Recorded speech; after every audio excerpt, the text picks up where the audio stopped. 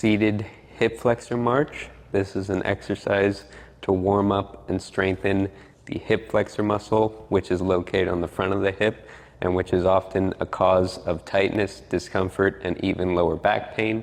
So this is an exercise that's going to help to alleviate that and prevent that over time.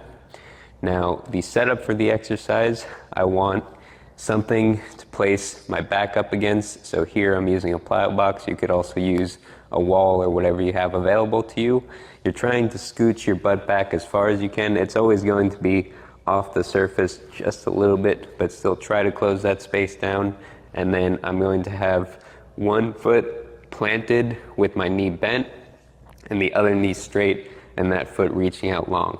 From here, I'm going to place my hands off to the side for some support, and I'm going to initiate the movement first by trying to squeeze and contract the muscle here on the front of my hip. So I'm trying to get that to fire and kind of pop up under my thumb first, and then from here, I just lift the foot off the ground and I think about driving my knee up towards my face. I slowly drop that back down, fire again here, and lift up.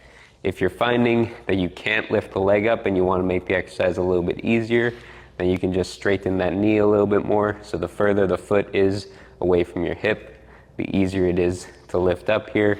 The closer you get it, the more difficult it becomes. You want to find a range where it's challenging for you to lift up, but you can still get the foot a little bit off the ground and where you can hold that each time for at least a couple seconds at a time. Now once you finish on the one side, you would switch to the other side and do the same thing. So squeeze the muscle in the front of the hip. For me it's here so you guys can't see it, but I'm doing that on the right side.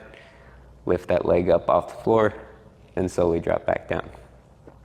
You want to do this for sets of anywhere from 10 to 15 repetitions at a time, and your goal should be to increase the difficulty over time by getting the leg closer and closer towards you until you get to the point where the knee is almost completely bent and you can still lift the foot off the ground. This can be done before a workout, in the middle of a workout. I like to do this often in between sets of squats because it helps me to feel more comfortable getting down into a nice deep position in the squat.